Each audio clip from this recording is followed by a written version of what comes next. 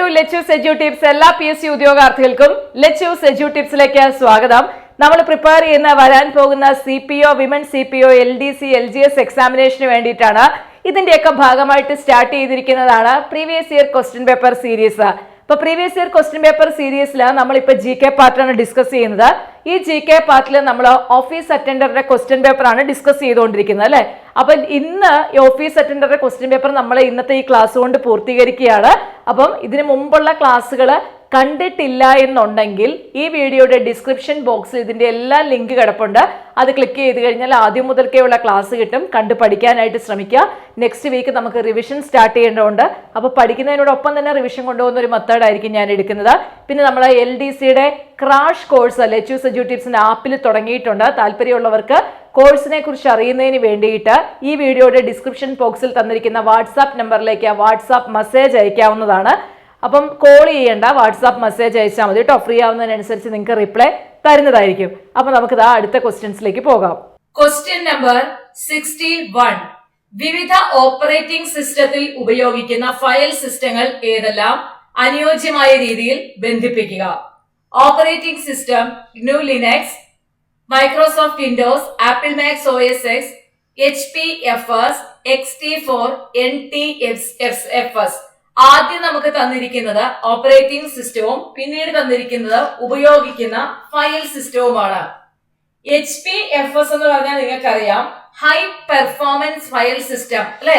High performance file system ആണ് എന്താ HP FS. അതുപോലെ EXT4 അല്ലെങ്കിൽ Ext4 എന്ന് പറയുന്നത് fourth extended file system. NTFS എന്ന് പറഞ്ഞാൽ ന്യൂ ടെക്നോളജി ഫയൽ സിസ്റ്റം ആണ്. ഇതിനകത്ത് നമുക്കറിയാം Ext4 അല്ലെ. Ext4 എന്ന് പറയുന്നത് നമ്മുടെ ലിനക്സിലൊക്കെ ഉപയോഗിക്കുന്നതാണ്. അതുപോലെ തന്നെ NTFS എന്ന് പറയുന്നത് മൈക്രോസോഫ്റ്റ് വിൻഡോസിൽ യൂസ് ചെയ്യുന്നതാണ്. പിന്നെ HP FS apple Mac OS ആണെന്ന് അറിയാം. അപ്പം നോക്കിക്കേ, ഇവിടെ നമുക്ക് വരുന്ന ഏതാണ്? ഓപ്ഷൻ A നോക്കാം. 1, 2, 2, 3, 3, 1 എന്നുള്ള രീതിയിലാണ് തന്നിരിക്കുന്നത്. അപ്പം ലിനക്സ് ഞാൻ പറഞ്ഞു, ലിനക്സിലെ ഓപ്പറേറ്റിംഗ് സിസ്റ്റം ലിനക്സിൽ ഉപയോഗിക്കുന്ന Ext4 ആണ്. മൈക്രോസോഫ്റ്റ് വിൻഡോസിലാണെങ്കിൽ NTFS, ആപ്പിൾ മാക് OS Xലാണെങ്കിൽ HP FS ആണ്. അപ്പം ഓപ്ഷൻ A അല്ലെ ഫസ്റ്റ് ആണ് ഇവിടെ നമുക്ക് റൈറ്റ് ആൻസർ ആയിട്ട് വരുന്നത്. ഓക്കെ, അപ്പം A ആണ് ശരിയായ ഉത്തരം.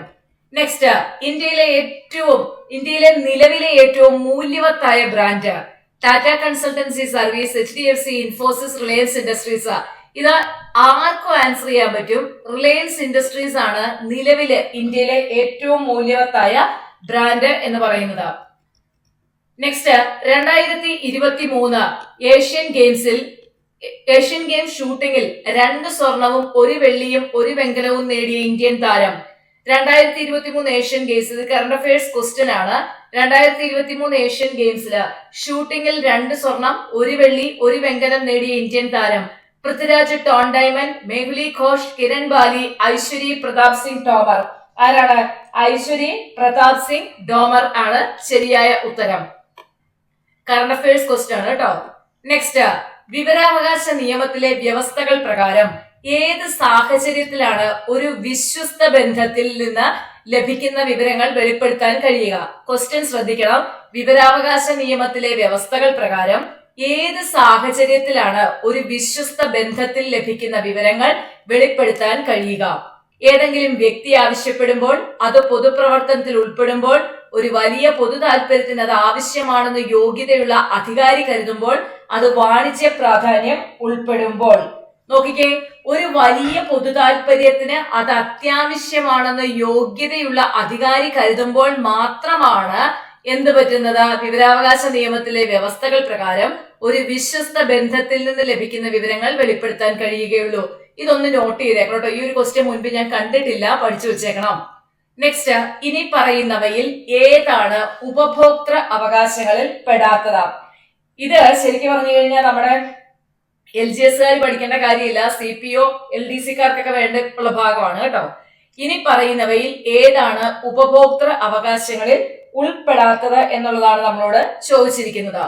അപകടകരമായ ചരക്കുകൾ, ഉൽപ്പന്നങ്ങൾ അല്ലെങ്കിൽ സേവനങ്ങൾ എന്നിവയിൽ നിന്ന് സംരക്ഷിക്കപ്പെടാനുള്ള അവകാശം.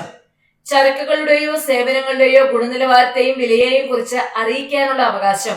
അന്യായമായ വ്യാപാര സമ്പ്രദായങ്ങൾക്കെതിരെ പരിഹാരം തേടാനുള്ള അവകാശം. ഏതെങ്കിലും ചരക്കുകളിലേക്കോ ഉൽപ്പന്നങ്ങളിലേക്കോ സേവനങ്ങളിലേക്കോ പരിധിയില്ലാത്ത ആക്സസ് ചെയ്യാനുള്ള അവകാശം. അപ്പൊ ഉപഭോക്തൃ അവകാശങ്ങളിൽ ഉൾപ്പെടാത്തതാണ് ചോദിച്ചിരിക്കുന്നത്. ഉൾപ്പെടാത്തത് ഏതാണ്? ഏതെങ്കിലും ചരക്കുകളിലേക്കോ ഉൽപ്പന്നങ്ങളിലേക്കോ സേവനങ്ങളിലേക്കോ പരിധിയില്ലാത്ത ആക്സസ് ചെയ്യാനുള്ള അവകാശം, അല്ലെ? അടുത്ത നോക്കിയേ, 2005 ഗാർഹിക അതിക്രമ നിയമത്തിൽ നിന്നുള്ള സ്ത്രീകളുടെ സംരക്ഷണത്തിന് കീഴിലുള്ള ഗാർഹിക പീഡനം എങ്ങനെ നിർണയിക്കപ്പെടുന്നു? ശാരീരിക ഉപദ്രവത്തെ മാത്രം അടിസ്ഥാനമാക്കി, പ്രതികരിക്കുന്ന ആളുടെ ഉദ്ദേശത്തെ അടിസ്ഥാനമാക്കി, കേസിന്റെ മൊത്തത്തിലുള്ള വസ്തുതകളും സാഹചര്യങ്ങളും കണക്കിലെടുത്ത് ഇരയുടെ ധാരണ പ്രകാരം. 2005 ഗാർഹിക അതിക്രമ നിയമത്തിൽ നിന്നുള്ള സ്ത്രീകളുടെ സംരക്ഷണത്തിന് കീഴിലുള്ള ഗാർഹിക പീഡനത്തെ നിർണയിക്കപ്പെട്ടിരിക്കുന്നത് കേസിന്റെ മൊത്തത്തിലുള്ള വസ്തുതകളും അതുപോലെ തന്നെ സാഹചര്യങ്ങളും കണക്കിലെടുത്തുകൊണ്ടാണ്. കേസിന്റെ മൊത്തത്തിലുള്ള വസ്തുതകളും സാഹചര്യങ്ങളും കണക്കിലെടുത്തുകൊണ്ടാണ്. നെക്സ്റ്റ്, മാതാപിതാക്കളുടെയും മുതിർന്നവരുടെയും പരിപാലനം, ക്ഷേമം എന്നീ വ്യവസ്ഥകൾ പ്രകാരം ഒരു മുതിർന്ന പൗരനെ നിലനിർത്താൻ ബന്ധു ബാധ്യസ്ഥനായിരിക്കുന്നത് ഏത് വ്യവസ്ഥയിലാണ്? മാതാപിതാക്കളുടെയും മുതിർന്നവരുടെയും പരിപാലനം, ക്ഷേമം എന്നീ വ്യവസ്ഥകൾ പ്രകാരം ഒരു മുതിർന്ന പൗരനെ നിലനിർത്താൻ ബന്ധു ബാധ്യസ്ഥനായിരിക്കുന്നത് ഏത് വ്യവസ്ഥയിലാണ്?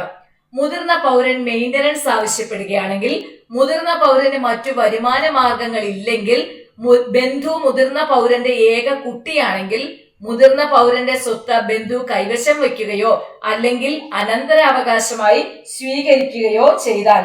അപ്പൊ നമുക്കിത് കാണുമ്പോൾ തന്നെ ആൻസർ ചെയ്യാൻ പറ്റും, അല്ലെ? അതായത് ഈ പറഞ്ഞ ബന്ധു മുതിർന്ന പൗരന്റെ സ്വത്ത് കൈവശം വയ്ക്കുകയോ അല്ലെങ്കിൽ അനന്തര അവകാശമായിട്ട് സ്വീകരിക്കുകയോ ചെയ്താൽ എന്ത് ചെയ്യണം?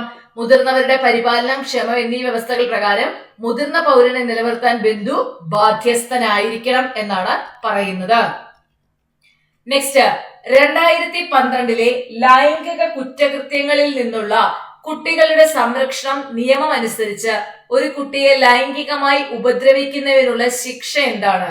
2012 ലൈംഗിക കുറ്റകൃത്യങ്ങളിൽ നിന്നുള്ള കുട്ടികളുടെ സംരക്ഷണ നിയമം അതനുസരിച്ച് ഒരു കുട്ടിയെ ലൈംഗികമായി ഉപദ്രവിക്കുന്നതിനുള്ള ശിക്ഷ എന്താണ്?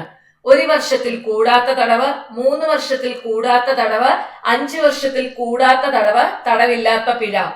ഇത് ഞാൻ പറഞ്ഞു LDC അതുപോലെ തന്നെ CPOക്കാർക്ക് വേണ്ടിയിട്ടുള്ളതാണ് കേട്ടോ. അപ്പൊ 3 വർഷത്തിൽ കൂടാത്ത തടവാണ് 2012 ലൈംഗിക കുറ്റകൃത്യങ്ങളിൽ നിന്നുള്ള കുട്ടികളുടെ സംരക്ഷണ നിയമം അനുസരിച്ച് ഒരു കുട്ടിയെ ലൈംഗികമായി ഉപദ്രവിക്കുന്നതിനുള്ള ശിക്ഷ എന്ന് പറയുന്നത്. നെക്സ്റ്റ്, ഭരണഘടനാപരമായ പരിഹാരങ്ങൾക്കുള്ള അവകാശം നൽകുന്ന ഇന്ത്യൻ ഭരണഘടനയുടെ ഏത് ആർട്ടിക്കിളാണ് ഇന്ത്യൻ പൗരന്മാർക്ക് അവർക്കെതിരെയും ഇന്ത്യൻ സർക്കാരിനെതിരെ പോലും അവരുടെ അവകാശങ്ങൾക്കായി നിലകൊള്ളാൻ അനുവദിക്കുന്നത്? ഭരണഘടനാപരമായ പരിഹാരങ്ങൾക്കുള്ള അവകാശം. നിങ്ങൾക്കറിയാം, ഭരണഘടനാപരമായ പരിഹാരങ്ങൾക്കുള്ള അവകാശം എന്ന് പറയുന്ന ആർട്ടിക്കിൾ 32 ഇന്ത്യൻ ഭരണഘടന ഏത് ആർട്ടിക്കിളാണ്? ഇന്ത്യൻ പൗരന്മാർക്ക് അവർക്കെതിരെയും ഇന്ത്യൻ സർക്കാരിനെതിരെ പോലും അവരുടെ അവകാശങ്ങൾക്കായി നിലകൊള്ളാൻ കഴിയുന്നത്, നമുക്ക് ഓപ്ഷന്റെ ആവശ്യം പോലും ഇല്ല, ആർട്ടിക്കിൾ 32. ഭരണഘടനാപരമായ പരിഹാരങ്ങൾക്കുള്ള അവകാശം എന്ന് പറഞ്ഞാൽ ആർട്ടിക്കിൾ 32 ആണ്. അതുകൊണ്ട് നമുക്ക് കൂടുതലൊന്നും നോക്കേണ്ടതായിട്ട് വരുന്നില്ല. നെക്സ്റ്റ്, താഴെ പറയുന്നവയിൽ ആരാണ് ദേശീയ വനിതാ കമ്മീഷന്റെ ആദ്യ അധ്യക്ഷൻ? വളരെ സിമ്പിൾ ആണ്. Jayanti Patnaik, doctor Purnima Advani, doctor Girija Vyas, doctor Mohini Giri. ആരാണ് ആദ്യത്തെ അധ്യക്ഷ എന്ന് പറയുന്നത്? ആരാ? ജയന്തി പട്നായിക് ആണ്. അപ്പൊ ഇവിടെ ഒരു കാര്യം ഓർത്തു വെച്ചേക്കാം, നിലവിലെ ദേശീയ വനിതാ കമ്മീഷന്റെ അധ്യക്ഷ ആരാണ്? രേഖാ ശർമ്മയാണ് കേട്ടോ, രേഖാ ശർമ്മ. ഈ ക്വസ്റ്റ്യൻ പേപ്പറിനകത്ത് നമുക്ക് LDCയുമായിട്ട് ബന്ധപ്പെടുത്തി പറയുവാണെങ്കിൽ സുപ്രധാന നിയമങ്ങൾ അതിൽ നിന്ന് ഉൾക്കൊണ്ടിട്ടുള്ള കുറച്ച് ക്വസ്റ്റ്യൻസ് ഉണ്ട്. CPOയ്ക്കും അത് തന്നെ പഠിക്കാനുണ്ട്. അപ്പൊ ആ ഭാഗത്തു നിന്നുള്ള ക്വസ്റ്റ്യൻസ് ചോദിച്ചിട്ടുണ്ട്. പിന്നെ അതുപോലെ തന്നെ LGSകാർക്ക് അതിന്റെ ആവശ്യം വരുന്നില്ല കേട്ടോ. LGSകാർക്ക് ഉപഭോക്തൃ സംരക്ഷണ നിയമമോ ഗാർഹിക പീഡനമോ ഒന്നും അവർക്ക് ആവശ്യമുള്ളതല്ല, അവർക്കത് സ്കിപ്പ് ചെയ്യാം.